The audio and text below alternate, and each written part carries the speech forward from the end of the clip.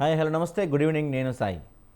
Congress senior నాయకురాలు Meenakshi Natarajan Rajya Sabha nomination తిరస్కరణ ఇప్పుడు తెలంగాణ రాష్ట్ర రాజకీయాల్లో సంచలనంగా మారింది.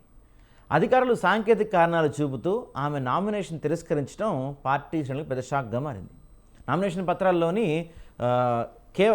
కేసు ఉంటాం, ఆమె పైన ఒక కేసు ఉంది. ఆ కేసుని ఆమె నామినేషన్ పత్రాల్లో మెన్షన్ చేయలేదు అని రిటర్నింగ్ అధికారి ప్రాథమికంగా వెల్లడించారు. అయితే అధికారపక్ష ఒత్తిడితోనే కావాలని కుట్రపూరితంగా తమ నాయకురాలి నామినేషన్ తిరస్కరించారని, ఇది ముమ్మాటికి ప్రజాస్వామ్య విరుద్ధ చర్య అని కాంగ్రెస్ పార్టీ తీవ్రస్థాయిలో మండిపడుతుంది. ఈ తిరస్కరణపై కాంగ్రెస్ లీగల్ సెల్ ఇప్పటికే రంగంలో దిగింది. రిటర్నింగ్ అధికారి నిర్ణయాన్ని సవాల్ చేస్తూ ఉన్నతాధికారులతో ఫిర్యాదు చేయడంతో పాటు న్యాయపడకుండా కసరత్తు ముమ్మరం చేసింది. మరోవైపు క్షేత్రస్థాయిలో ఈ పరిణామం కాంగ్రెస్ శ్రేణుల్లో తీవ్ర ఆగ్రహాన్ని ఎక్కెత్తిస్తుంది. ఎన్నికల అధికారులు ఏకపక్ష వైఖరి నిరసిస్తూ పలుచోట్ల పార్టీ కార్యకర్తలు ధర్నాలు గొడదిగారు. నామినేషన్ పరిశీలన ప్రక్రియ ముగిసే సమయానికి ఈ వ్యవహారం ఎటుమలు తిరుగుతుందో చూడాలి. ఎందుకంటే ఉన్నతాధికారులు న్యాయస్థానం నుంచి మీనాక్షి నటరాజన్కి ఉపశమనం లభించే అవకాశాలు దాదాపుగా లేవని చెప్పాలి. ఎందుకంటే ఈరోజు అయిపోయింది. మధ్యప్రదేశ్లో ఆ ముగ్గురు బీజేపీకి సంబంధించిన ముగ్గురు ఏకగ్రీవం అయిపోయారు. అంటే అక్కడ యాక్చువల్గా అసలు ఏం జరిగిందంటే మధ్యప్రదేశ్ నుంచి ఇద్దరు బీజేపీ వాళ్ళు ఒక కాంగ్రెస్కి గెలిచే అవకాశం ఉంది. అయితే కాంగ్రెస్ వాళ్ళు బీజేపీ మూడో క్యాండిడేట్ని కూడా నిల్చోబెట్టారు. సో ఎందుకంటే క్రాస్ ఓటింగ్ జరగచ్చు అని. అక్కడ మీనాక్షి నటరాజన్ గారి నామినేషన్ క్యాన్సిల్ అయింది లాస్ట్ మినిట్లో. మధ్యప్రదేశ్ బీజేపీ వాళ్ళు ఏం చెప్తున్నారంటే కేవలం మీ తెలంగాణ సంబంధించిన కాంగ్రెస్ నాయకులే మాకు కొంతమంది చెప్పారు, మీనాక్షి నటరాజన్పై కేసు ఉంది మీ తెలంగాణలో అని మాకు చెప్పారు. మేము ఆ అంశాన్ని రిటర్నింగ్ అధికారి దృష్టికి తీసుకెళ్ళాము. వెంటనే ఆమె నామినేషన్ రిజెక్ట్ చేశారు అని చెప్తున్నారు. ఇక్కడ తెలంగాణలో పెద్ద ఎత్తున వాదనలు వినిపిస్తున్నాయి. ఎవరై ఉంటారు మీనాక్షి నటరాజన్ గారిపైన కేసు ఉందన్న అంశాన్ని బీజేపీకి చెప్పిన వ్యక్తి ఎవరై ఉంటారు అని రకరకాల పేర్లు వినపడుతున్నాయి, రకరకాల గొడవలు జరుగుతున్నాయి ఆ అంశం పైన.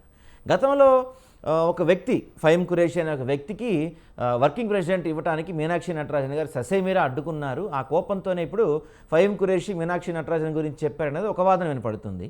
లేదు కావాలని బీజేపీ వాళ్ళు తెలంగాణ కాంగ్రెస్ పైన గుడ్డగాలు చేశారు, ఇక్కడి నుంచి ఎవరూ చెప్పలేదని ఇంకో వాదన వినిపిస్తుంది. బీజేపీ నాయకులు కొంతమంది కాంగ్రెస్ వాళ్ళని మీరెందుకు మీడియా ముందుకు వచ్చి ఇంతలా గొంతు చించుకుంటున్నారు, నిజంగా మీకు అంత దమ్ముంటే ఎవరు చెప్పారో, మీ పార్టీ నుంచి ఎవరు చెప్పారో వాళ్ళ పేరు తెలుసుకొని వాళ్ళపైన చర్యలు తీసుకొని, అంతేగాని మా పైన చేయొద్దని చెప్పి బీజేపీ వాళ్ళు చెప్తున్నారు. ఇక్కడ రెండు విషయాలు కీలకంగా మనం మాట్లాడుకోవాల్సిన అంశం ఏంటంటే, మొదటిది మీనాక్షి నటరాజన్పై అంత కక్ష వరకు ఉంది, ఆమె గురించి నిజంగానే ఇక్కడి నుంచే లీక్ వెళ్ళిందా, ఒకవేళ లీక్ వెళ్తుంటే ఇక్కడ ఇంటెలిజెన్స్ కానీ ఏఐసిసి వర్గాలు కానీ వీళ్ళంతా ఎందుకు ముందే కనిపెట్టలేకపోయారు ఇలా అనేది ఒక అంశం. లేదంటే రేవంత్ రెడ్డిని ఈ మధ్య బీజేపీకి దగ్గరగా ఉన్నారు కదా, బీజేపీ దగ్గర అవుతున్నారని కావాలని బీజేపీ లాంటి ఒక గేమ్ ప్లాన్ ఆడుతుందా అనేది తెలంగాణ రాజకీయాల్లో కీలకమైన చర్చకు దారితీస్తుంది. ఈ అంశం పైన ఈరోజు మనం బిట్టెక్లో చర్చిద్దాం. సో దీంట్లో ఈ అంశం గురించి మనం మాట్లాడడానికి రామకృష్ణ గారు ఉన్నారు, అనలిస్ట్. రామకృష్ణ గారు నమస్తే అండి. నమస్తే. సో రామకృష్ణ గారు, అంటే ఏ విధంగా చూడొచ్చు అంటే ఇక్కడ ప్రధానంగా వినపడుతుంది ఏంటంటే జర్నలిస్ట్ సర్కిల్స్లో, ఇక్కడ రాజకీయ వర్గాల్లో వినిపిస్తుంది ఏంటంటే, గతంలో ఫహీమ్ ఖురేషీ అనే రేవంత్ రెడ్డికి బాగా అత్యంత సన్నిహితులు, రేవంత్ రెడ్డి డీలింగ్స్ అని ఆయనే చూస్తుంటే అలాంటి వ్యక్తికి రేవంత్ రెడ్డి గారు వర్కింగ్ ప్రెసిడెంట్ ఇవ్వడానికి ఆ పేరుని హైకమాండ్కి పంపిస్తే మీనాక్షి నటరాజన్ గారు ఆయనకి వర్కింగ్ ప్రెసిడెంట్ ఇస్తే నేను అవసరమైతే ఈ పదవి నుంచి కూడా రాజీనామా చేసి వెళ్ళిపోతా అని చెప్పి గట్టిగా వార్నింగ్ ఇచ్చారు. అందుకనే ఈరోజు మీనాక్షి నటరాజన్ గారి పైన కేసు ఉందని ఫహీమ్ ఖురేషీ బ్యాచే లీక్ చేసిందనేది ఒక రూమర్ ప్రధానంగా వినపడుతుంది. ఎంతవరకు అవకాశం ఉండొచ్చు అంటారు మీరు? అది అందరికీ నమస్కారం అండి. ఇక్కడ మనం ఆలోచించాల్సింది ఏంటంటే, కాంగ్రెస్ పార్టీలో ఏం జరిగిందన్న దానికి సరైన ఎవిడెన్స్ మన దగ్గర లేదు. వీళ్ళు ఆరోపణలు చేసుకోవడము, బీజేపీ కానీ ఇటు కాంగ్రెస్ కానీ వాళ్ళ మీద ఒకరు లీకులు చేసుకుంటూ ఆరోపణలు చేసుకోవడమే. కానీ దానికన్నా ముందు నేను చెప్పదలుచుకునేది ఏంటంటే, యాక్చువల్గా నామినేషన్లే కాదు, మామూలుగా ఏ దాంట్లోనైనా ఒక కాలం, మ్యాండేటరీ కాలం ఏంటంటే, మీ మీద ఏదైనా కేసులు, పోలీస్ కేసులు ఏదైనా యాక్షన్స్ ఏమైనా ఉన్నాయా అని చెప్పేసి కాలం ఉంది. ఆ కాలంలో ఖచ్చితంగా డీటెయిల్స్ అయితే, పెండింగ్ లో ఉన్న డీటెయిల్స్ అయితే కంపల్సరీ మనం ఫిల్ చేయాల్సిన అవసరం అయితే ఉంటుంది. ఒకవేళ మనకున్న ఇన్ఫర్మేషన్ ప్రకారం అయితే, ఒకవేళ ఏదైనా చిన్న స్పెల్లింగ్ మిస్టేక్స్ కానీ కరెక్షన్ కానీ చేసుకోవాల్సి వస్తే ఒక 24 hours టైం ఇవ్వడం జరుగుతుంది. ఆ 24 hours లోపల వాళ్ళు రిమైనింగ్ ఏదైతే కరెక్షన్స్ చేయాల్సి వచ్చినా చేసుకోవాలి. కానీ ఇక్కడ జరిగింది ఏంటంటే, మేడం గారి ఇన్ఫర్మేషన్ లో, నామినేషన్ పేపర్ లో టోటల్ గా ఆ కేసు కేసు అనేది ఇన్ఫర్మేషన్ ఫిల్ చేయలేదు. ఒకవేళ ఫిల్ చేసి ఉంటే అది క్రిమినల్ కేసు కాదు కాబట్టి, ఒక జస్ట్ ప్రైవేట్ కేసే కాబట్టి మేబీ దాన్ని యాక్సెప్ట్ చేసేవాళ్ళేమో.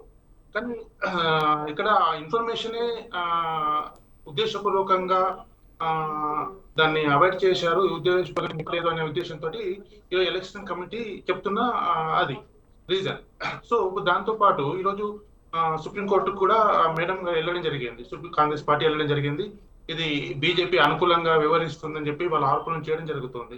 కానీ ఇప్పుడు సుప్రీంకోర్టు కూడా రేపు మరి దీని మీద ఒక తీర్పు ఇవ్వడం జరుగుతుంది. దీని మీద ఒక విచారణ చేపట్టడానికి రేపు టైం తీసుకుంది. రేపటి విచారణలో మరి సుప్రీంకోర్టు ఇచ్చే నిర్ణయం ప్రకారం ఆలోచన చేయాల్సి ఉంటుంది.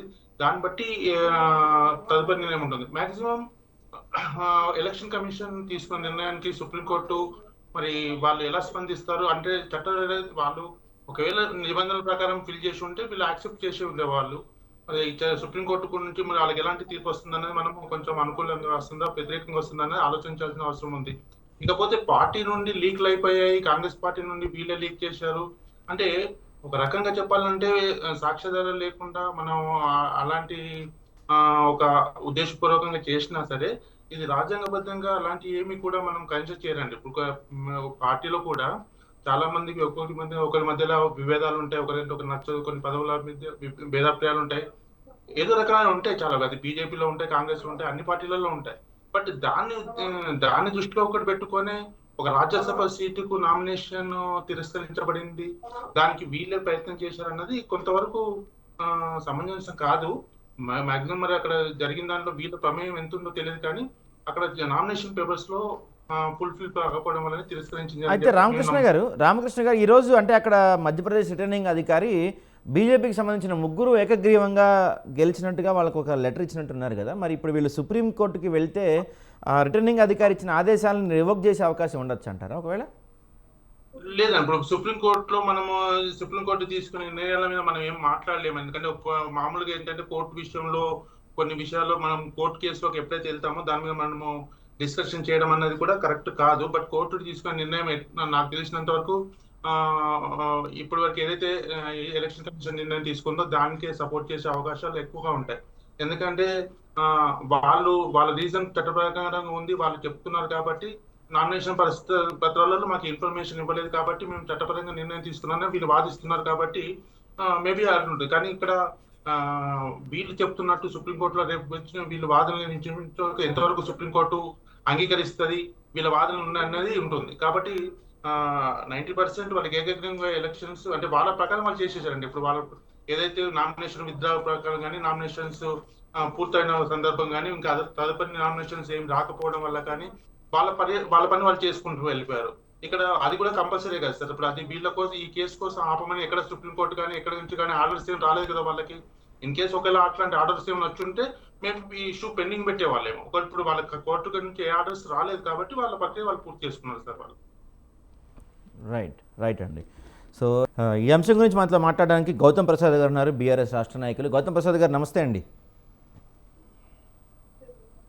ఇందాక హరీష్ రావు గారు మాట్లాడారు, అంటే డైరెక్ట్గా పేరు చెప్పలేదు కానీ గతంలో వర్కింగ్ ప్రెసిడెంట్ కోసం పనిచేసిన ఒక వ్యక్తే లీక్ చేశారు అనేది హరీష్ రావు గారు మాట్లాడారు. అంటే నిజంగానే ఆ పర్సన్ ఎవరన్నా లీక్ చేస్తుంటారా, లేకపోతే బీజేపీ కేవలం కాంగ్రెస్ మీద పట్టగాలు చేసిందంటారా? మీ అభిప్రాయం ఏంటండి? సార్, మీకు మన ప్రేక్షకులకు అదేవిధంగా రామకృష్ణ గారికి గుడ్ ఈవినింగ్ అండి. సార్, ఈరోజు మనం తెలంగాణ రాష్ట్ర రాజకీయాలు అదేవిధంగా దేశ రాజకీయాలు మనమంతా కొంత పరిశీలనలోకి వెళ్తే నిజంగా కూడా మీనాక్షి నటరాజన్ గారికి చాలా తీవ్రమైన అన్యాయం జరిగిందనేదే అనిపిస్తుంది. అంటే ఇక్కడ కాంగ్రెస్ పార్టీ సరి అయిన ఎంపిక, సరి అయిన పని విధానాన్ని ఎంచుకోలేదేమోనని ఒకటి. అదేవిధంగా ఇక్కడ స్టేట్ లో చూసుకుంటే అన్ని వేళ్ళు ఎటువైపు చూపిస్తున్నాయంటే కాంగ్రెస్ వైపు, అదేవిధంగా రేవంత్ రెడ్డి గారి వైపే చూపిస్తున్నాయని చెప్పేసి అనిపిస్తాం. ఎందుకంటే ఇక్కడ కాంగ్రెస్ పార్టీ పరిపాలనలో ఉన్నప్పుడు ఇక్కడ కాంగ్రెస్ పార్టీ ఒక గాంధేయవారిగా నటరాజన్ గారు పనిచేస్తున్న సందర్భంలో ఇక్కడ తప్పుల్ని మంచి చెడుల్ని ఎప్పటికప్పుడు సరి చేయడానికి ప్రయత్నం చేస్తూనే అధిష్టానానికి ఎప్పటికప్పుడు రిపోర్ట్ ఇస్తున్న పరిస్థితి చాలా సీరియస్ గా ఉంది. ఈ సీరియస్ గా ఇవ్వడాన్ని జీర్ణించుకోలేని రేవంత్ రెడ్డి గారు కావచ్చు, లేకపోతే ఇంకా రేవంత్ రెడ్డి వర్గం కావచ్చు, ఇవన్నీ చేసిందేమోనని ఒక అనుమానము, లేదా ఆయన అనుయాయులతోనే ఆయనకు డైరెక్ట్ గా తగలకుండా ఉండడం కోసం ఆయన అనుయాయులు ఏమన్నా చేసి ఉండొచ్చు అనేది కొంత కనపడతాం. దీన్ని మనం ఖచ్చితంగా ఆలోచన చేయగలిగితే మనకు అన్ని ఇక్కడ నుంచి మధ్యప్రదేశ్కు ఎవరు సమాచారం ఇస్తారు, ఎవరు చేస్తారు, దాని మీద మధ్యప్రదేశ్లో ఉన్న బీజేపీ వాళ్ళు ప్రత్యేకంగా నటరాజన్ గారి మీద సెర్చ్ చేసి, లేకపోతే గూగుల్లో సెర్చ్ చేసో, లేదా మొత్తం క్రైమ్ బ్రాంచ్లో సెర్చ్ చేసో, లేదా మొత్తం పోలీస్ వ్యవస్థలోనే ఉన్న దాని ప్రకారం సెర్చ్ చేసో ఆమె మీద వేసినట్టుగా వాళ్ళేం ప్రయత్నం చేసినట్టుగా కూడా ఏం అనిపించట్లేదు. వాళ్ళు చాలా ఈజీగా చెప్తున్నారు ఏంటంటే, అంటే మాకు తెలియదు కదా ఇక్కడ ఏ రాష్ట్రంలో ఎవరి మీద ఏ కేసులు ఉన్నాయి అనేది. అంటే అక్కడ నుంచి సమాచారం వచ్చింది అని చెప్పేసి అయితే వాళ్ళు చాలా చాలా సునాయాసంగా చెప్తున్న మాట. అంటే ఇక్కడ మనము సరే ఒక సందర్భంలో బట్టగాల్చి మీద వేయటం కోసం కూడా ప్రయత్నం చేయొచ్చు. కానీ అక్కడ మనకు కొంత అర్థమవుతుంది, కావాలని బట్టగాల్చి మీదేస్తున్నారా లేకపోతే నిజంగానే సమాచారం ఇచ్చి ఉన్నారా అనేది మనకు కొంత అర్థమవుతుంది. కానీ ఇక్కడ వాళ్ళ మాటల్లో కనపడుతుంది ఏంటంటే, ఇక్కడ నుంచి కొంత ఏదో రకంలో ఏదో ఒక రూపంలో ఖచ్చితంగా సమాచారం వాళ్ళకి అంది ఉంటది. దాన్ని బేస్ చేసుకొని వాళ్ళు ఇంకొంచెం సెర్చ్ చేసి అక్కడ కంప్లైంట్ ఏమైనా ఫుల్ఫిల్ చేసి ఉంటారు, ఇచ్చి ఉంటారు అనేది అయితే మనం ఈ సర్కమ్స్టాన్సెస్ చూస్తే అర్థమవుతా ఉంది. ఇక మూడో విషయం ఏంటంటే, ఇంత జరుగుతున్నప్పుడు ఇక్కడ పోలీస్ వ్యవస్థ కావచ్చు, లేకపోతే ఇంటెలిజెన్స్ వ్యవస్థ కావచ్చు, మీనాక్షి నటరాజన్ ప్రతిపాదన చేస్తున్న సందర్భంలో మనం ఇక్కడ నుంచి పోతున్నప్పుడు, సమాచారం పోతున్నప్పుడు, ఇక్కడ ప్రభుత్వం వాళ్ళదే ఉన్నప్పుడు వాళ్ళ దృష్టికి తప్పనిసరిగా ఇట్లా జరగబోతుంది, ఇట్లా ఉంది వ్యవహారం అని చెప్పేసి ఇంటెలిజెన్స్ వ్యవస్థ ముఖ్యమంత్రి రేవంత్ రెడ్డి గారికి చెప్పలేదా? అంటే చెప్పినా గానీ పట్టించుకోలేదు అనేది ఇంకో వాదన కూడా ఇక్కడ వినబడుతుంది. అంటే దాన్ని మూసిపెట్టారు, చెప్పారు, ఇంటెలిజెన్స్ చెప్పారు, బట్ దాన్ని మూసిపెట్టారు అని చెప్పేసి ఇంకో వాదన కూడా వినబడుతుంది. ఇంకో విషయం ఏంటంటే, నిజంగా ఎలక్షన్ కమిషన్ అందరి పట్ల ప్రజాస్వామ్యయుతంగా లేదా చట్టబద్ధంగా ఎవరి పట్లనైనా ఒకే విధానాన్ని అనుసరిస్తే కనుక తప్పనిసరిగా మనం దాన్ని ఆహ్వానించాల్సిందే. కానీ ఇదే ఘటనలో రెండు వైఖరిని తీసుకున్నట్టుగా కూడా నేను అంటే న్యూస్ ఫాలో అవుతున్న సందర్భంలో నేను గమనించింది. మీనాక్షి నటరాజన్ గారి ఫామ్ ఫుల్ఫిల్ చేసినప్పుడు ఏదైతే తన ఆ క్రైమ్ సంబంధించిన రిపోర్ట్ ఏదైతే ఇవ్వలేదో, ఆ కాలం ఏదైతే ఫుల్ఫిల్ చేయలేదో, ఆ ఫుల్ఫిల్ చేయడానికి చేయకుండా ఉన్నందుకు డిస్క్వాలిఫికేషన్ లేదా తనని తప్పించటం ఏదైతే చేసిందో, అదే విధంగా అక్కడ బీజేపీ వాళ్ళ మీద కూడా సేమ్ అటువంటి ఆరోపణలే వస్తే వాళ్ళకి 24 గంటల సమయం ఇచ్చారు, కానీ మీనాక్షి నటరాజన్ గారికి ఇవ్వలేదు. నేను ఇక్కడ కాంగ్రెస్ పార్టీ లేదా బీజేపీ పార్టీ లేకపోతే బీఆర్ఎస్ పార్టీ అనే విషయం కాదు ఇక్కడ మనం చూడాల్సింది. ప్రజాస్వామ్యాన్ని రక్షించడం కోసం, అదే విధంగా ప్రజాస్వామ్యయుతంగా నడుచుకోవడం కోసం, రాజ్యాంగబద్ధంగా మనం ముందుకు వెళ్ళాలనుకున్న సందర్భంలో తప్పనిసరిగా ఈసీ చేయాల్సిన పని ఏంటంటే అందరికీ ఒకే రకమైన విధానాన్ని అనుసరించాలి. కానీ ఇక్కడ అనుసరించలేదు అనేదే న్యూస్ లో వచ్చింది, కానీ లేకపోతే ఆయా రకాలుగా సమాచారం వస్తున్న దాని ప్రకారం మనకు కనపడుతున్నది. నేనేమంటున్నానంటే, తప్పు ఎవరు చేసినా దాన్ని నిలదీయాల్సిందే. ఒకవేళ బీజేపీ వాళ్ళకి సమయం ఇచ్చినప్పుడు తప్పనిసరిగా నటరాజన్ గారికి ఇవ్వాల్సింది. దాన్ని సరి చేయకపోతే నేను సరి చెయ్యను అని చెప్పేసానంటే, నేను ఫుల్ చేయడానికి నేను దాన్ని ఆ కాలం నేను ఫుల్ చేయను అని చెప్పేసి అని అంటే కనుక దాన్ని తప్పు పెట్టడానికి ఎవరైనా అనుకోవచ్చు. అదే విధంగా ఈసీ కూడా దాని మీద యాక్షన్ తీసుకోవచ్చు. కానీ ఇక్కడ బీజేపీ పట్ల ఒక వైఖరి, అదే విధంగా కాంగ్రెస్ పట్ల ఇంకో వైఖరి చూపించడం కూడా ఇది సరైనది కాదు. సరే, ఇది సర్వసాధారణంగా జరుగుతా ఉంది. అంటే బీజేపీ పట్ల ఈసీ ఇప్పుడు కాదు, గత కొన్ని సంవత్సరాలుగా కూడా కంప్లీట్ గా ఒక వైఖరి తీసుకున్నది. ఆ వైఖరి కోసం అది పనిచేస్తా ఉంటున్న సందర్భం కూడా ఆయా సందర్భాల్లో కూడా చాలా సందర్భాలు కూడా మన కళ్ళ ముందు కనబడుతున్నాయి. కాబట్టి ఇది సరైనది కాదనేదే నేను ప్రధానంగా ఫీల్ అవుతున్నాను. ఈ దానికి సంబంధించిన విషయాలలో ఇది అన్డెమోక్రటిక్ గా వ్యవహరించే తీరుకు నిదర్శనంగా కనబడతా ఉంది. కాబట్టి ఒకటి, విత్ ఇన్ ద పార్టీలో కాంగ్రెస్ పార్టీ ముందస్తు వ్యూహాలు కానీ అదే విధంగా ఏదైనా ఉంటే దాన్ని సరి చేసుకునే విధంగా ఏ విధంగా చేయాలి అనేది ఒకటి, అధిష్టానం దగ్గర నుంచి అది సరి అయిన పంత వైపు వెళ్ళలేదనేది ఒకటి. ఈ పంతానే అటువంటి వ్యవహారము లేదా టేక్ ఇట్ ఈజీ పద్ధతి గమనించిన ఇక్కడ రేవంత్ రెడ్డి టీం కావచ్చు, లేదా ఇందాక మీరు చెప్పిన కురేషి టీం కావచ్చు, లేకపోతే ఎవరైనా కావచ్చు, మూవ్ చేసి ఉండదు. ఈ మూవ్ చేసిన సందర్భంలో బీజేపీ వాళ్ళు దాన్ని అదునుగా తీసుకొని దాన్ని అదిమి పట్టుకొని ఒడిసి పట్టుకొని దాన్ని ముందుకు అక్కడ కంప్లైంట్ ఇచ్చిన సందర్భం కూడా ఉండదు. దీంట్లో ఏదైనా జరగడానికి పాజిబుల్ ఉంది. అంటే దీంట్లో ఒకటి జరగడానికి కాదు, అన్ని రకాలుగా జరగడానికి కూడా అవకాశం ఉంది. దానికి తోడు ఈసీ కూడా ఇన్ ఫేవర్ ఆఫ్ బీజేపీ అనేది కూడా ఖచ్చితంగా కనబడుతున్న పరిస్థితి అనేక సందర్భాల్లో కనబడతా ఉంది. అనే డెమోక్రసీని రక్షించే ఒక ప్రధానమైన బాధ్యతలో ఉన్న ఈసీ ఒకే అంశం పట్ల అంటే 2 వైఖరులు తీసుకోవడం అనేది ఎట్లా కరెక్ట్ అవుతుంది మనం అందరం క్వశ్చన్ చేయాల్సిన పరిస్థితిలో ఉన్నాం. ఇది చాలా చాలా ప్రమాదం. ఈ దేశం ఒక బద్ధంగా నడుస్తా ఉంది. ఒక డెమోక్రటిక్ వాల్యూస్ తో నడుస్తా ఉంది. ఈ డెమోక్రటిక్ వాల్యూస్ తో నడుస్తున్న ఈ మన దేశాన్ని భ్రష్టు పట్టించే విధంగా ఈసీ వ్యవహరిస్తున్న సందర్భాలు అనేక సందర్భాలు ఉన్నాయి. కాబట్టి దాన్ని ఖచ్చితంగా మనం తప్పు పట్టాల్సిన సమయం వచ్చిందనేది అయితే నేను చెప్పదలుచుకున్నా. ఇంకా 4వ విషయం ఏంటంటే కాంగ్రెస్ పార్టీ స్వయంకృత అపరాధాలు కూడా ఇక్కడ ఉన్నాయి. వాటికి ఊతమిస్తా ఉన్నాయి. ఈ స్వయంకృత అపరాధాలని అది అధిగమించినంత వరకు ఎవరు ఇంటి దొంగను ఈశ్వరుడైనా పట్టలేరు సార్. ఇది వాస్తవ విషయం.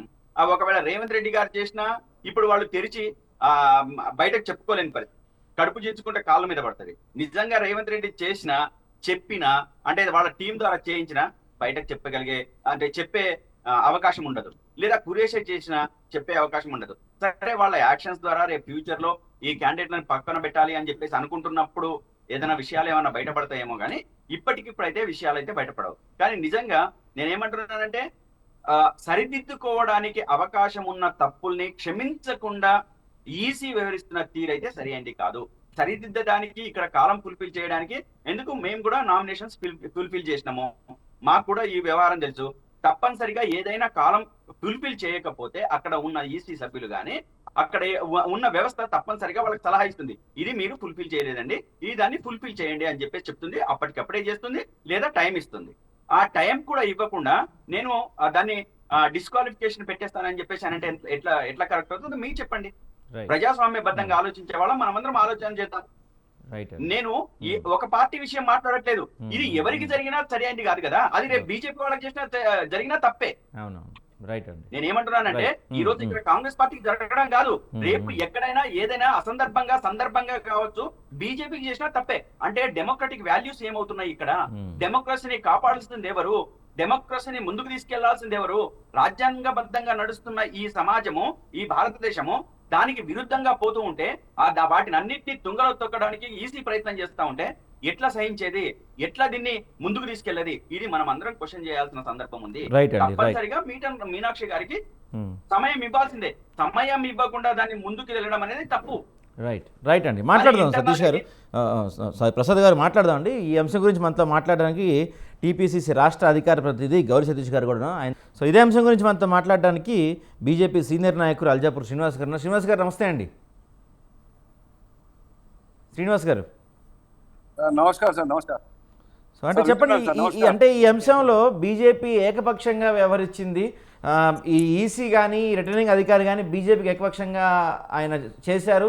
దాంతోపాటు ఇక్కడి నుంచి ఒక లీక్ వెళ్ళింది అని చెప్పడం కూడా ఇక్కడ ప్రభుత్వాన్ని రేవంత్ రెడ్డి పైన బట్టగాలు చేయడం లాంటిది అని చెప్పి కాంగ్రెస్ వాళ్ళు మాట్లాడుతున్నారు. నిజంగా ఇక్కడ నుంచి లీక్ వచ్చిందా? తర్వాత 24 hours టైం ఇవ్వాల్సింది కదా అని చెప్పి కొంతమంది మాట్లాడుతున్నారు. మీరేమంటారు సార్? ఎలక్షన్ కమిషన్ అనేది ఒక అటానమస్ ఆర్గనైజేషన్. అది Bharatiya Janata Party system concern organisation కాదు. నా ప్రభుత్వం దాని మీద ఆధిపత్యం చెలాయించే అధికారం ఉన్నటువంటి ఒక సంస్థ అంత మాత్రం కాదు. టోటల్గా ఇండిపెండెంట్గా వాళ్ళు నడిపించే సర్వసత్తాక ఆర్గనైజేషన్ ఎలక్షన్ కమిషన్. దాంట్లో కూడా బీజేపీ హస్తం ఉన్నది. నామినేషన్ రిజెక్షన్ బీజేపీ హస్తం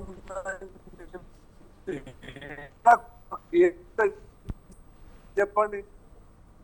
కనీసం వాళ్ళు నామినేషన్ పేపర్స్ సరిగా ఫిలప్ చేయక, అఫిడవిట్ రాయలేక, సరిగా వాస్తవం చెప్పలేక చేసిన తప్పు ఎవరో ఉప్పందిస్తారు, ఎవరో చెప్తారు, హైదరాబాద్కి వెళ్ళి చెప్పి ఉంటారు.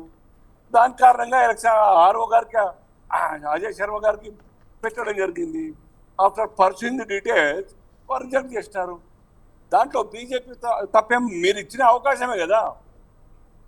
కాంగ్రెస్ పార్టీ నాయకులు, వాళ్ళ లీగల్ సెల్ నాయకులు, ఆఫీసర్స్ సరైన ఫామ్ నింపని కారణంగా అవకాశం మనకు దొరికింది. దాన్ని చేయకుంటే ఎట్లయితే యాక్షన్ తీసుకోకుంటే ఇది కుట్ర కాదు. బీజేపీ జేబులో సంస్థ ఎలక్షన్ కమిషన్ కాదు. మేము కోరుకున్నది కాదు. మాకు 2 సీట్లు రావాలి న్యాయంగా, మా బలం అంతే. 3వ సీటు కోసం వాళ్ళకి అవకాశం ఉన్నది. they did not file proper mannerలో నామినేషన్ పేపర్ దాఖలు చేయలేదు. వాళ్ళు చేసే తప్పు వాళ్ళు క్షమాపణ చెప్పాలా. మిగతా క్యాండిడేట్కి కానీ మిగతా వాళ్ళకి కానీ అధిష్టానం కానీ కాంగ్రెస్ వారు ఎవరైతే ఫామ్ నింపినారో వాళ్ళు ముందస్తుగా అడ్వాన్స్గా జాగ్రత్త పడాల్సినటువంటి ఒక మీనాక్షి గారు or Congress party legal cell election cell చూసేది, వారు జాగ్రత్త పడి చూసుకుంటే ఇదంతా అయ్యేది కాదు, మాకు అవకాశం దొరికి ఉండేది కాదు. ఇక వీళ్ళు ఆల్రెడీ అప్రోచ్ అయినారు సుప్రీంకోర్టుకి, రేపు హియరింగ్ ఉంది, చూద్దాం ఏమవుతుందో. ఆ కాగ్నియన్స్ కేసా కాదా, 2 years కన్విక్షనా కాదా, డిఫమేషన్ లేదా క్రిమినల్ ఇంటిమిడేషన్ ఇవన్నీ కాదా అవునా అనేది సుప్రీంకోర్టు తెలుస్తుంది కదా. మేము కోరుకుంటే అయ్యేది కాదు కదా, మేము కోరుకుంటే అయ్యేది కాదు. అది లా వాట్ ప్రిసైజ్ చట్టం ఏం చెప్తుందో దాని ప్రకారంగానే కోర్టు కానీ అంతకుముందు ఎలక్షన్ కమిషన్ కానీ మరి ఫాలో అవుతుంది. దాంట్లో వాళ్ళకి అవకాశం ఉంటే మళ్ళీ అవకాశం ఇస్తే వాళ్ళు ఫైల్ చేయొచ్చు, చూద్దాం ఏం చెప్తావు. మ్యాటర్ ఆఫ్ 1 day కదా. కానీ కాంగ్రెస్ పార్టీ చేసిన దాన్ని కూడా బీజేపీ రుద్దడం, బదనాం చేయడం అన్నది ఏమాత్రం కూడా సమంజసం కాదు. వాళ్ళు తప్పును తప్పుగా ఒప్పుకోవాలి. మేము చెప్పలేకపోయినాం, చూపించలేకపోయినాం, కేసు ఉన్న సంగతి, ప్రైవేట్ కంప్లైంట్ ద్వారా రెఫర్ అయ్యి సమన్స్ జారైన సంగతి, వారికి కూడా నోటీస్లో ఉన్నాయి. వారు జవాబు ఇచ్చుకున్నారు కోర్టుకి.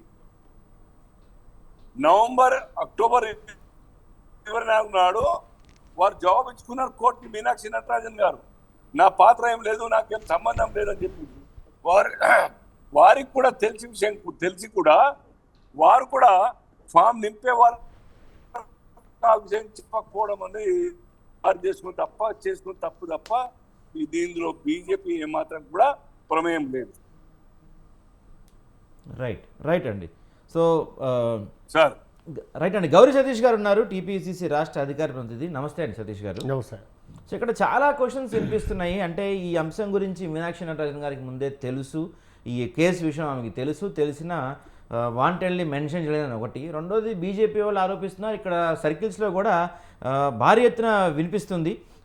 ఏంటి, ఇక్కడి నుంచే టిప్ వెళ్ళింది మధ్యప్రదేశ్ బీజేపీకి, ఇక్కడి నుంచే టిప్ వెళ్ళింది, ఇక్కడ నాయకులే టిప్ ఇచ్చారు అని ప్రధానంగా ఒక వ్యక్తి పేరు అయితే ప్రధానంగా వినిపిస్తుంది. సరే, ఆ వ్యక్తి తర్వాత మాట్లాడదాం. మన ముందు టాపిక్ ఏంటంటే, ఇక్కడ టీపీసీసీ లీగల్ సెల్ ఉంది, మనకి చాలా పెద్ద వ్యవస్థ ఉంది, పైగా అధికారంలో ఉన్నాము, ఇంటెలిజెన్స్ వ్యవస్థలు ఉంటాయి. ఇన్ని పెట్టుకొని కూడా రాష్ట్ర వ్యవహారాల ఇన్ఛార్జి అయిన మీనాక్షి నటరాజన్ గారి నామినేషన్ కూడా సరిగ్గా లేని దినస్థితిలో ఉంది కాంగ్రెస్ పార్టీ.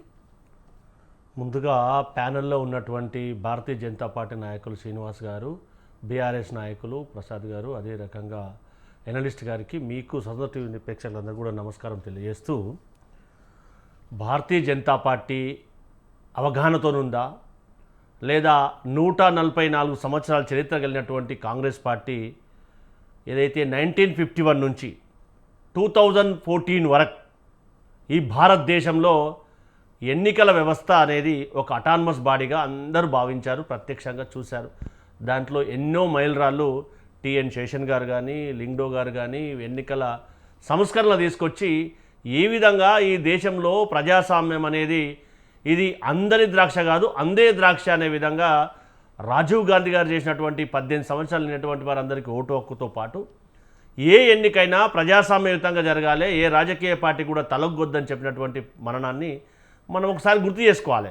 దురదృష్టం ఏంటంటే 2014 నుంచి ఇప్పుడు జరిగినటువంటి ఏదైతే ఏకగ్రీవం అని చెప్పినటువంటి మధ్యప్రదేశ్ రాజ్యసభ సభ్యుల వరకు కూడా భారతీయ జనతా పార్టీకి ఒక పేటెంట్ లాగా, దాని ఆకులాగా ఈసీ అనేది ఎలక్షన్ కమిషన్ ఆఫ్ ఇండియా పనిచేస్తుందనేది ప్రత్యక్షంగా మనం అందరం కూడా చూస్తూ ఉన్నాం. ఎందుకనంటే ఒక బేసిక్ క్వశ్చన్ ఏంటంటే, భారతీయ జనతా పార్టీకి సంబంధం లేదంటారు భారతీయ జనతా పార్టీ నాయకులు. మరి భారతీయ జనతా పార్టీకి సంబంధం లేనప్పుడు వారికి ఉన్నటువంటి మెజార్టీ ప్రకారం 2 సీట్లు వచ్చే అవకాశం ఉన్నప్పటికీ 3వ నామినేషన్ ఎందుకు వేశారో భారతీయ జనతా పార్టీ సమాధానం చెప్పాలి. ఎందుకంటే వాస్తవ పరిస్థితిని దాచి లేదా తెలంగాణ కాంగ్రెస్ పట్ల బట్టగాల్చి మీదేస్తే తెలంగాణ సమాజం కానీ మిగతా వారు కూడా ఒక్కసారి ఆలోచిస్తారనేది కూడా భారతీయ జనతా పార్టీ ఈసీ అటానమస్గా ఉందనుకుంటున్నటువంటి ఎలక్షన్ కమిషన్ ఆఫ్ ఇండియా కూడా దయచేసి ఆలోచన చేయాలి. ఎందుకంటే ప్రజాస్వామ్యం అనేది ఈ దేశానికి ఒక ప్రాణం లాంటిది. ఆ ప్రాణం ప్రాపర్గా ఉంటేనే ఆ బాడీలో ఉన్నటువంటి ఆర్గన్స్ అన్నీ కూడా ప్రాపర్గా పనిచేసే అవకాశం ఉంటుంది.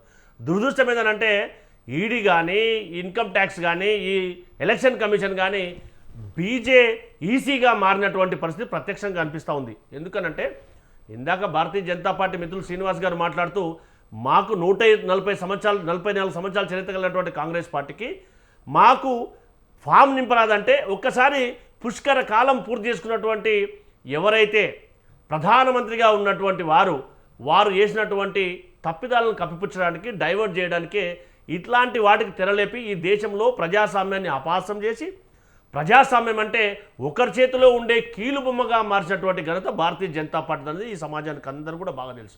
ఇది మంచిది కాదు. ప్రజాస్వామ్యానికి ఇది గొడ్డలు పెట్టె లాంటిది. యావత్ భారతదేశంలో ఉన్నటువంటి ప్రతి ఓటరు కూడా ప్రతి మనిషి కూడా దీన్ని వాస్తవ పరిస్థితిని కనుక్కొని ఖండించవలసినటువంటి విషయం. ఎందుకనంటే ఇందాక మాట్లాడినట్టుగా వారికి ఉన్నటువంటి బలం ఎంత, అదే రకంగా ఒక గాంధేయవాది ఆమెకు ఉన్నటువంటి ఆస్తులు క్రిమినల్ కేసులు అన్నారు. తెలంగాణ రాష్ట్రంలో ఒక ప్రైవేట్ కంప్లైంట్ ద్వారా నోటీస్ వస్తే దాన్ని ఒక ఎఫ్ఐఆర్గా క్రిమినల్ కేసుగా ఏ విధంగా ట్రీట్ చేస్తారు? ఒక అవగాహన ఉన్నటువంటి వ్యక్తిగా ఆలోచన చేయాలి.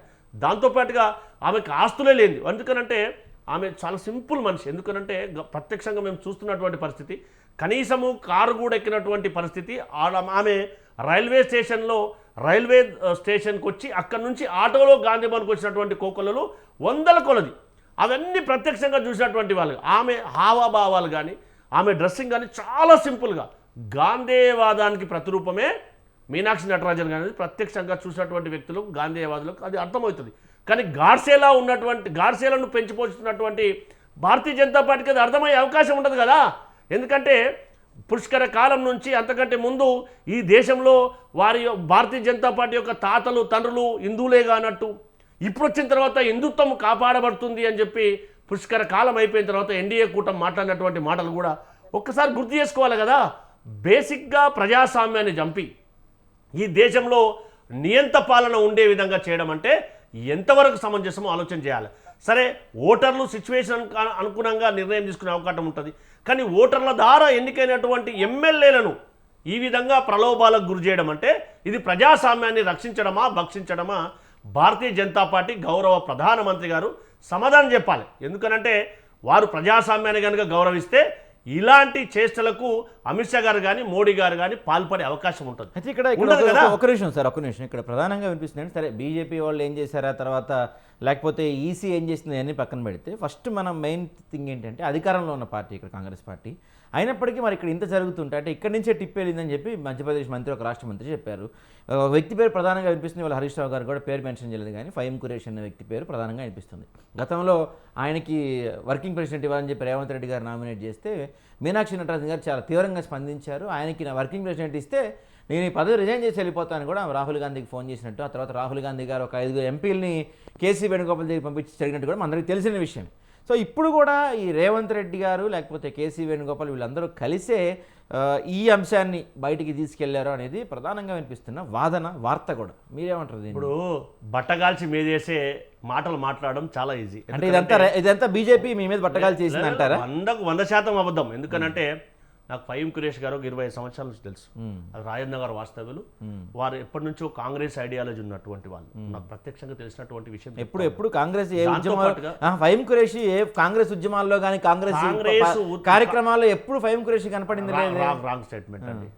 నేను రాజేంద్ర గారు నివాసిగా చెప్తున్నా. ఫహీం ఖురేషి గారు కాంగ్రెస్ పార్టీలో యూత్ కాంగ్రెస్ హైదరాబాద్ జిల్లా ఉపాధ్యక్షునిగా ఉండి తర్వాత మైనార్టీ సెల్లో పనిచేసి తర్వాత మెయిన్ కాంగ్రెస్లోకి వచ్చి ఇప్పుడు మైనార్టీ కార్పొరేషన్ వైస్ చైర్మన్గా ఇన్స్టిట్యూషన్స్కి వైస్ చైర్మన్గా వ్యవహరిస్తూ ఉన్నారు. అది అసంబద్ధమైనటువంటి మాట. దాంతోపాటుగా గౌరవ ముఖ్యమంత్రి గారి గురించి మాట్లాడుతూ ఉన్నారు. వారు ఇచ్చినటువంటి స్టేట్మెంట్ ఒక్కసారి గుర్తు చేసుకోవాలి. ఎఫ్ఐఆర్ లేనటువంటిదే క్రిమినల్ కేసు ఉందని చెప్పి వారికి ఎవరో ఆకాశరామని చెప్పినట్టుగా మాట్లాడడం అంటే అంతకంటే హీనమైనటువంటి మాట ఇంకోటి ఉంది. దాని తర్వాత బీఆర్ఎస్ పార్టీది కత్తి నాది కాదు గుండు నాది కాదు అన్నట్టుగా మాట్లాడుతున్నటువంటి మాట. ఎందుకనంటే జరిగినటువంటి ప్రజాస్వామ్యయుతమైనటువంటి ఎన్నికను అపహాస్యం చేసి ఈ విధంగా చేయడం ఎంతవరకు సమంజసం ఒక్కసారి ఆలోచన చేయాలి. ఈ కారణం చేత భారతీయ జనతా పార్టీ చేస్తున్నటువంటి దుశ్చర్చలకు ఖచ్చితంగా ఖండించవలసినటువంటి అవసరం ఉంది. దాంతోపాటుగా ఈ భారతదేశంలో ఎన్నికల వ్యవస్థను ప్రతి భారత పౌరుడు గౌరవించే విధంగా ఉన్నటువంటి దాన్ని చీదరించుకునే విధంగా చేసినటువంటి ఘనత భారతీయ జనతా పార్టీదా కాదో ఒకసారి గుర్తు అయితే చేసుకోవాలి. ఇక్కడ ఇందాక కూడా శ్రీనివాస్ గారు మాట్లాడుతుంది, ఇందాక కూడా ఏమన్నారంటే మీరు కాలం ఫిల్ చేయకుండా మీరు వదిలేసి మమ్మల్ని అంటారు ఏందని అడుగుతున్నారు. సార్ ఒక చిన్న ఎగ్జాంపుల్ ఏంటంటే కామన్ మ్యాన్గా చనిపోయే ముందు కూడా నీ ఆఖరి కోరిక ఏందని అడుగుతా, అట్లాగా నామినేషన్ ఫుల్ఫిల్ చేసేప్పుడు కూడా ఉన్నటువంటి డిఫిషియన్సీని ఏమన్నా ఉంటే టైం ఇచ్చి ఫిల్ చేయడానికి అవకాశం ఉన్నటువంటి పరిస్థితి దేశ ఎన్నికల సంఘంలో పొందుపరిచినటువంటి అంశం ఒక అటానమస్ బాడీగా. అది లేకుండా ఇది ఇది ఎప్పుడు విత్ ఇన్ సెకండ్స్ ఇది రిజెక్ట్ చేసి వీళ్ళని ఆమోదం తెలుపుతున్నట్టు దాని మీనింగ్ ఏంటి? ఎవరు దాన్ని వెనుకున్నట్టు, ఎవరు దాన్ని ఎంకరేజ్ చేస్తున్నట్టు, ఇది సమాజానికి అర్థం కావట్లేదా? ఒక్క నిమిషం అంతా రాజు నేత గారు ఉన్నారు, బీజేపీ నాయకులు. రాజు నేత గారు చెప్పండి. అంటే కాంగ్రెస్ వాళ్ళు ప్రధానంగా ఆరోపిస్తుంది ఏంటంటే ఎన్నికల ఈసీకి అనేది అటానమస్ బాడీ, కానీ దాన్ని బీజేపీ ఒక జేబు సంస్థగా వాడుకుంటుంది. కనీసం లాస్ట్ ఛాన్స్ ఇవ్వకుండా కూడా లాస్ట్ మినిట్లో ఆమె నామినేషన్ క్యాన్సిల్ చేసేసి ఇదంతా ఒక కుట్ర పన్నారు బీజేపీ వాళ్ళని చెప్తున్నారు. మీరేమంటారు?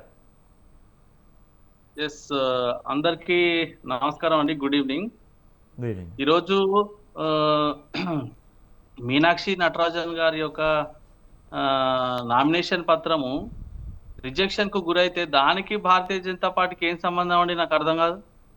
ఇప్పుడు ఈరోజు ఎవరైతే ఎలక్షన్ ఆఫీసర్ ఉన్నారో, రిటర్నింగ్ ఆఫీసర్ మధ్యప్రదేశ్ నుంచి ఆమె నామినేషన్ దాఖలు చేస్తే ఈ నామినేషన్ పత్రాలలో క్రిమినల్ కేసుల గురించి డిస్క్లోజ్ చేయలేదని చెప్పేసి ఈరోజు రిటర్నింగ్ ఆఫీసర్ గారు దాన్ని రిజెక్షన్ చేయడం జరిగింది. దాంట్లో బీజేపీకి పాత్ర ఏంది? మేమేమన్నా బీజేపీ ఏమన్నా రిజెక్ట్ చేయమని మేమేమన్నా కావాలని కంప్లైంట్ చేసినామా? అంటే కావాలని చేయకపోతే మీకు అక్కడ ఇద్దరు సభ్యులకే బలం ఉంటే మూడో సభ్యులు ఎందుకు నిలబెట్టారు అనేది వీళ్ళ క్వశ్చన్. నేనేమంటున్నా, ఈరోజు ఒకటి అందరు కూడా ఆలోచన చేయాల్సింది ఏంటంటే, ఎవరైనా ఎమ్మెల్యేగా ఎంపీగా నామినేషన్ వేసినప్పుడు గతంలో ఎన్నో ఎన్నికలలో మనం చూసినాం, తప్పనిసరిగా మన మీద ఉన్నటువంటి కేసులను 100% డిస్క్లోజ్ చేయాలి. ఎక్కడెక్కడ ఎప్పుడు నమోదైన కేసులు ఏం కథ అనే వివరాలను ఖచ్చితంగా ఇవ్వాలి. మీకు తెలుసు, గతంలో తమిళనాడు రాష్ట్రంలో కూడా విశాల్ అనేటువంటి హీరో నామినేషన్ దాఖలు చేస్తే కూడా అక్కడ కూడా ఆయన నామినేషన్ రిజెక్ట్ అయింది. దాంట్లో ఎవరి పాత్ర లేదే.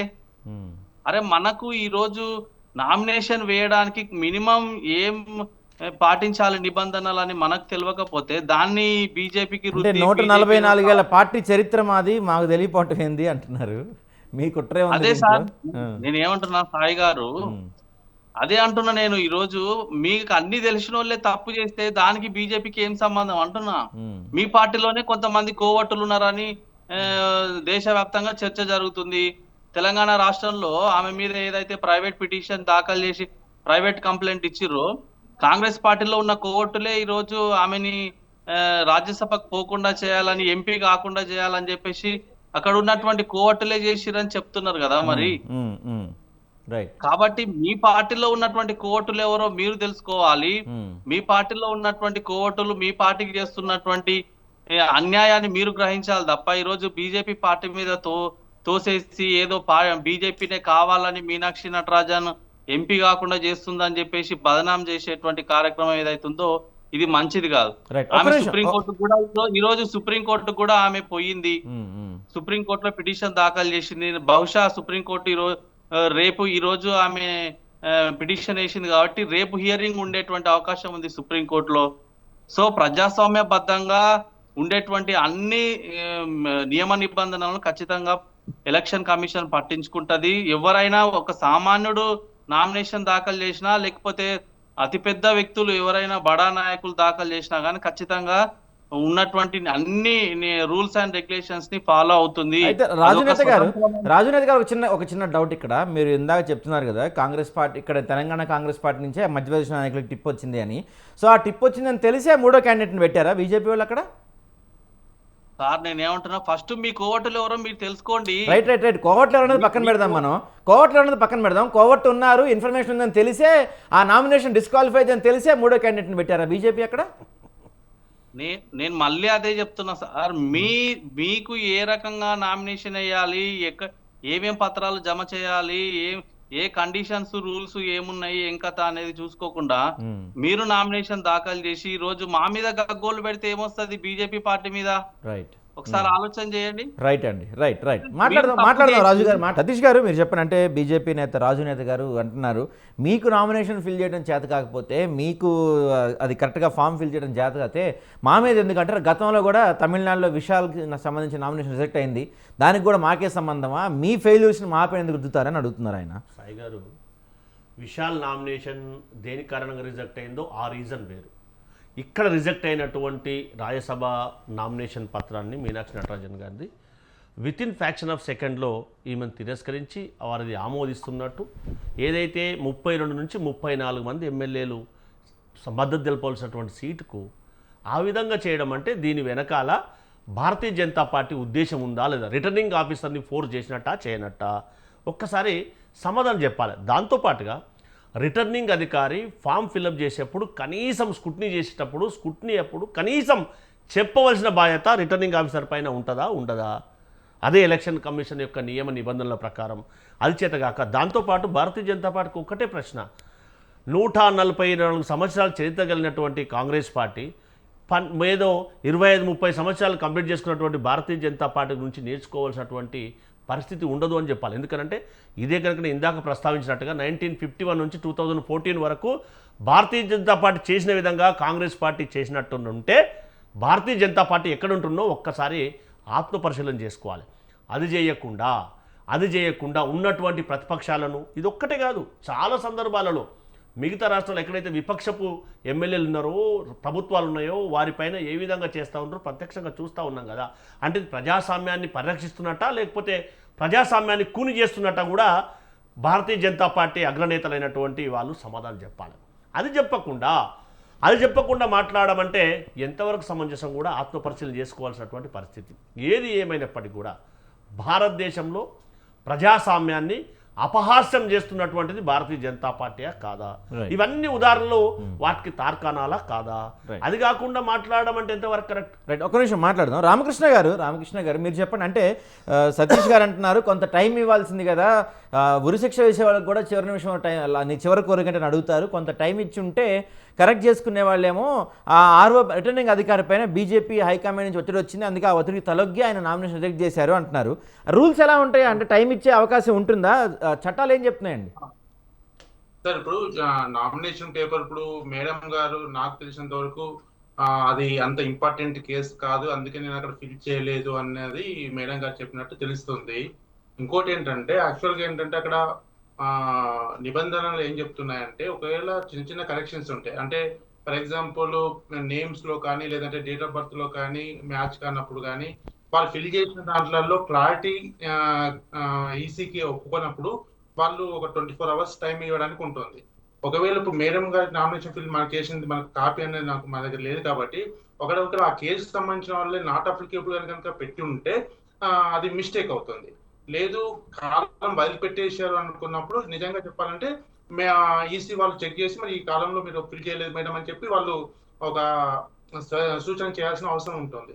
ఇకపోతే ముఖ్యంగా నేను సార్ చెప్తున్నాను ఏంటంటే ఎలక్షన్ కమిషన్కి ఒక విచక్షణ అధికారాలు ఉంటాయి, వాటిని మనం తప్పు పట్టడానికి లేదు, మరి ఏ పార్టీ కూడా వాటి మీద ఫోర్స్ చేయడానికి కూడా లేదు. ఉద్దేశపై రాజకీయ పరంగా ఏం జరుగుతుందని పక్కన పెడితే ఇప్పుడు మన తమిళనాడులో కూడా విజయ్ గారు కూడా 2 నామినేషన్స్ 2 చోట్ల పోటీ చేసినప్పుడు ఒక దగ్గరనేమో అఫిడవిట్ లో కొన్ని వాస్తవ వివరాలు చెప్పాడు, ఇంకొక దగ్గరనేమో అఫిడవిట్ లో తప్పుడు వివరాలు చెప్పారని చెప్పేసి ఈసీ ఆరోపణ చేసింది తిరిగి ఆయన నామినేషన్ చెల్లదు అనే విధంగా మాట్లాడారు. మరి అది అట్లాంటి వేసులో చాలా కేసులు ఇప్పుడు ఈవెన్ కోర్టు కేసులు అనేది నామినేషన్ చేసిన తర్వాత కోర్టు కేసులు పోలీస్ కేసులు అనేవి కూడా ఉన్నాయి, క్రిమినల్ కేసులు అనేవి ఉన్నాయి. ఇవన్నీ కూడా ఇవన్నీ పార్ట్ ఆఫ్ ది లైఫ్. నేను మాత్రం యాక్సెప్ట్ చేస్తున్నాను.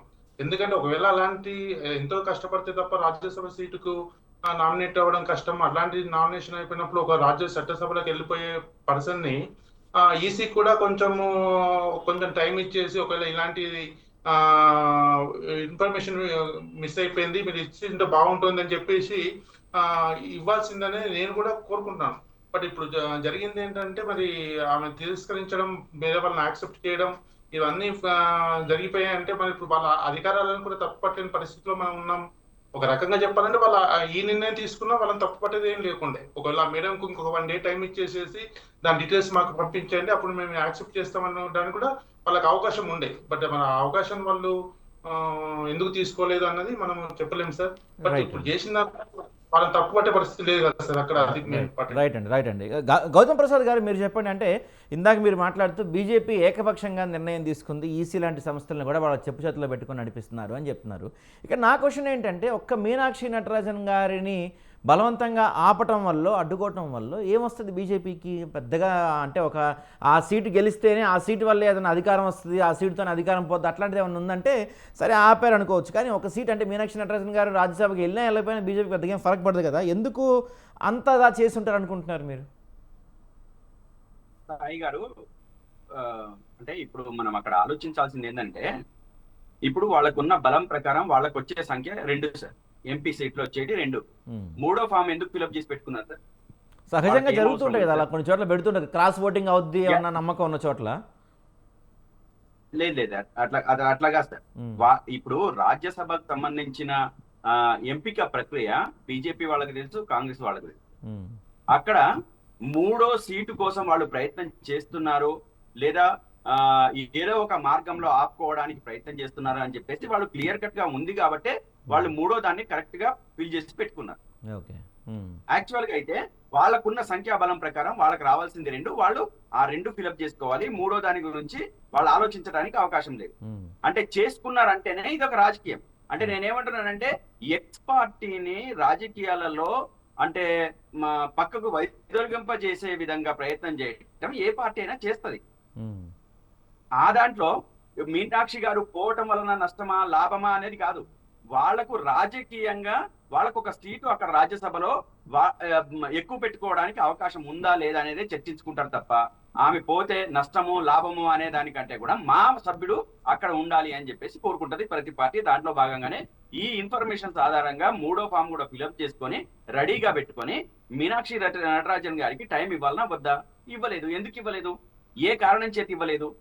ఈసీ ఖచ్చితంగా అక్కడ ఉన్న ఆర్ఓ గారు ఎవరైతే ఉన్నారో, ఇది సాధారణం అండి. అంటే రాజు నేత గారు ఇవాళ ఉన్నారు, అదే విధంగా రామకృష్ణ గారు ఉన్నారు, అక్కడ గౌరీ సతీష్ గారు ఉన్నారు. ఇక్కడ ఉన్న మనము ఒక కార్పొరేటర్ కో లేదా ఎమ్మెల్యేకో లేదా పంచాయతీలోనో లేకపోతే మనం పోటీ చేస్తేనే అక్కడ ఉన్న ఆర్ఓ గారు దగ్గరుండి ఫామ్ తీసుకొని ఏం ఫిలప్ చేయలేదు, ఏం మైనస్ ఉంది, ఏం ప్లస్ ఉంది అని చెప్పి ప్రతిదీ 1 by 1 చెక్ చేస్తారండి. ఇది నేను ప్రత్యక్షంగా చూశాను. చూసిన తర్వాతనే అక్కడ ఏదైనా లేకపోతే, ఫుల్ఫిల్ చేసే అంశం చేయాల్సింది లేకపోతే, చేసి ఉండకపోతే తప్పనిసరిగా అక్కడ ఆర్ఓ గారు పిలిచి ఇది ఫుల్ఫిల్ చేయాల్సిందని మ్యాండేట్ ఇస్తారండి. మ్యాండేట్ ఇచ్చిన తర్వాతనే దాన్ని మూవ్ చేస్తారు. మూవ్ చేయకుండా ఉన్నారు అని అంటేనే ఇక్కడ దురుద్దేశం ఉంది. ఈసీది కుమ్మక్కు ఉంది, బీజేపీది ఈసీది కుమ్మక్కు ఆధారంగానే ముందు పోతుంది అని చెప్పేసి నేను అంటున్నా. దేశవ్యాప్తంగా ఇదే జరుగుతుంది. ఇప్పుడు మధ్యప్రదేశ్ లో కూడా అదే జరిగింది. అదే దాంతో ముందుకు పోతా ఉంది.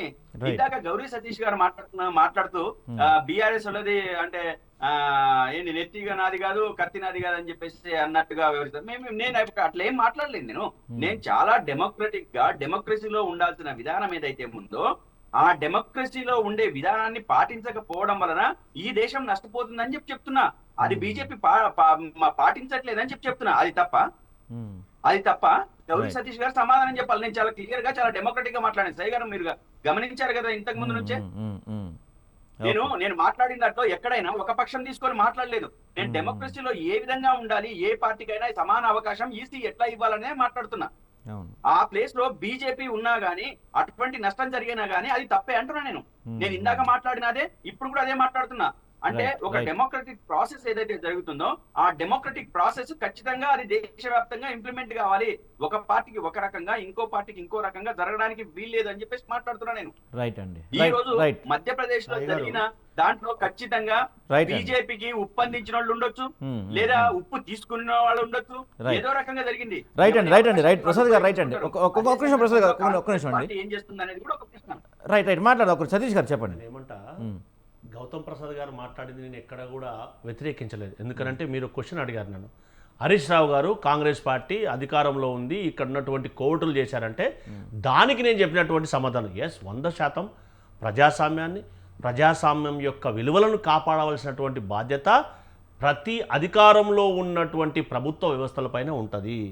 అది దేశ స్థాయిలో ప్రాపర్గా జరగకుండా వ్యక్తి యొక్క నిర్ణయం మేరకు వ్యవస్థలు నడుస్తూ ఉన్నాయి.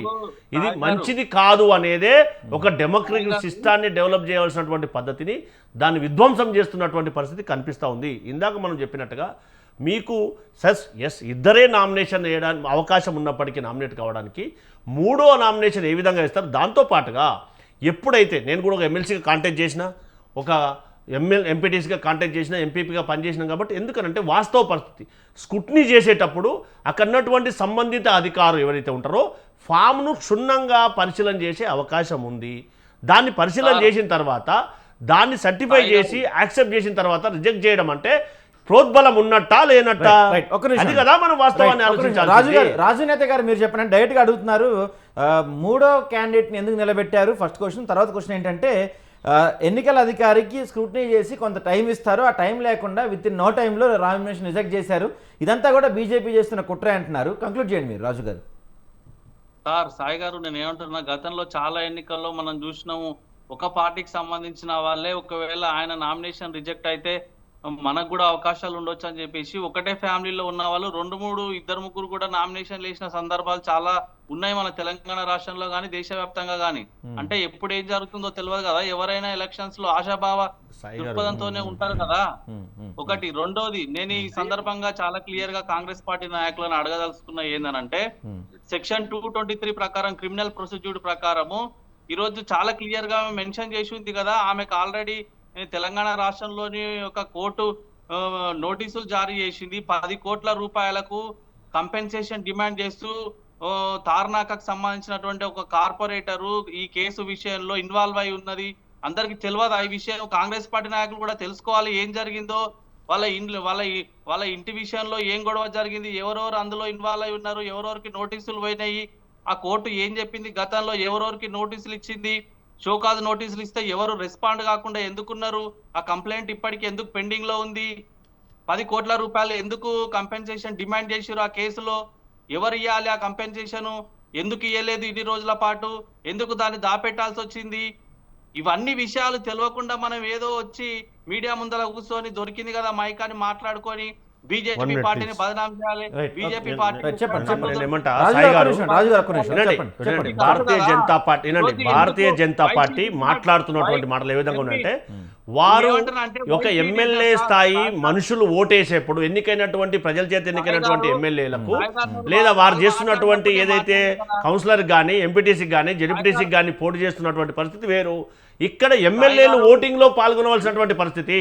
ఇక్కడ ఎక్కడ కూడా ఫ్యామిలీ మెంబర్స్ కానీ ఇంకోరు కానీ ఎవరు కూడా నామినేషన్ యాక్సెప్ట్ చేయరు కదా.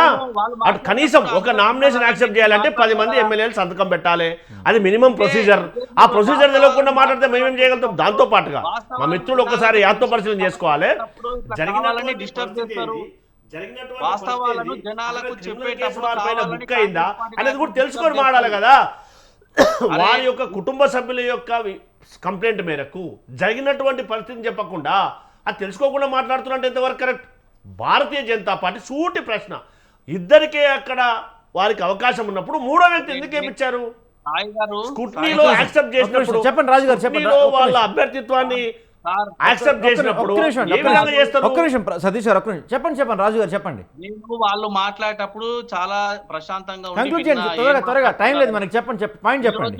ఈరోజు నిజాలు సమాజానికి తెలియజేయాలనేటువంటి సమయం వచ్చినప్పుడు చెప్తున్నప్పుడు కావాలని డిస్టర్బ్ చేసి బీజేపీ పార్టీని 24 గంటలు బదనాం చేయాలని చూసేటువంటి ప్రబుద్ధులకు నేను చెప్తున్నా, మీరు అసలు ఆ కేసు ఏందో స్టడీ చేయండి, ఎందుకు 10 crores కి వాళ్ళు కంపెన్సేషన్ డిమాండ్ చేసిరో స్టడీ చేయండి, ఎవరు కంప్లైంట్ చేసిరో తెలుసుకోండి, ఎవరెవరికి నోటీసులు ఒకటే నిమిషం. ఈ రోజు కాంగ్రెస్ పార్టీ డెమోక్రసీని వీళ్ళు మొత్తం కూడా కూనీ చేస్తూ ప్రజాస్వామ్యాన్ని కూనీ చేస్తూ కేసులు రాజు గారు ఒక్క నిమిషం మీరు చెప్పండి, అంటే కంక్లూడ్ చేయండి. 10 కోట్ల కాంపెన్సేషన్ గురించి ఆ కేసు గురించి పూర్తి వివరాలు తెలుసుకోకుండా మాట్లాడుతున్నారు మీరు అంటున్నారు, కంక్లూడ్ చేయండి ఫస్ట్. ఒకటి అసంబద్ధమైనటువంటి మాటలు, ఎవరు ప్రబుద్ధులో ఎవరు వాట్సాప్ యూనివర్సిటీల వైస్ ఛాన్సలర్ సమాజానికి బాగా తెలుసు. ప్రబుద్ధులు బుద్ధులు అంటే తెలుసుకోవాల్సినటువంటి అంశం మిత్రులు రాజు గారు మాట్లాడే ముందు మన మాట ఆచితూచి ఆలోచించి మాట్లాడవలసిన సందర్భం. మీరు కేసు చెప్పండి, నాకు మిత్రమా తెలియదు అయినా కదా. నువ్వు మాట్లాడప్పుడు నేను మాట్లాడలే బ్రదర్ ప్లీజ్. త్వరగా కంక్లూడ్ నేను ఏం చెప్తున్నా అంటే ఎందుకు నేను ఇందాక ఒక సూటి ప్రశ్న అడిగాను, ఎందుకు వాళ్ళు నామినేషన్ ఫైల్ చేయించారు? రైట్. దాంతో పాటు 10 మంది ఎమ్మెల్యేలు అక్కడ ప్రపోజ్ చేస్తేనే అక్కడ దరఖాస్తును యాక్సెప్ట్ చేసే అవకాశం ఉంటుంది. Right. మరి ముందుగానే ఎందుకు వేయించారు దాన్ని చెప్పకుండా ప్రబుద్ధులను మాట్లాడడం లేకపోతే తెలుసుకొని మాట్లాడడం తెలియకుండా ఎవరు రారు కదా. రైట్ అండి. సో సతీష్ గారు రైట్ అండి. సో అది పరిస్థితి. అంటే మరి సుప్రీంకోర్టుకి వెళ్తున్నారు కాంగ్రెస్ పార్టీ వాళ్ళు. ఆల్రెడీ అక్కడ మధ్యప్రదేశ్లో 6 అయితే 3 గా అనౌన్స్ చేసేసారు. మరి రేపు సుప్రీంకోర్టులో అయినా మీనాక్షి నటరాజన్ గారికి ఏమైనా న్యాయం జరుగుతుందా? ఇంతకీ ఎవరైనా హింట్ ఇచ్చారా, లేకపోతే నిజంగానే ఎన్నికల కమిషనే గుర్తించింది అనేది మాత్రం ఇంకా సస్పెన్స్గానే ఉంది. చూడాలి మరి మీనాక్షి నటరాజన్ గారి విషయంలో ఏ విధంగా మలుపులు తిరుగుతాయి. ఇది వాళ్ళు బిగ్ టాక్లో అంశం. రేపు బిగ్ టాక్లో మళ్ళీ కలుద్దాం. కీప్ వాచింగ్ స్వతంత్ర టీవీ.